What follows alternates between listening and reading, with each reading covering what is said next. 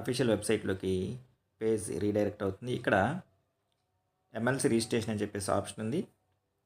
దీని మీద ప్రెస్ చేసిన తర్వాత ఇప్పుడు ఏ పిఎస్లో మన ఓటు ఉందో మనం సెర్చ్ చేయాలనుకుంటున్నాం కాబట్టి సెర్చ్ యువర్ నేమ్ అని ఈ ఆప్షన్ సెలెక్ట్ చేసుకోవాలి. అది ప్రెస్ చేయగానే మనకి ఇంకో కొత్త స్క్రీన్ ఓపెన్ అవుతుంది.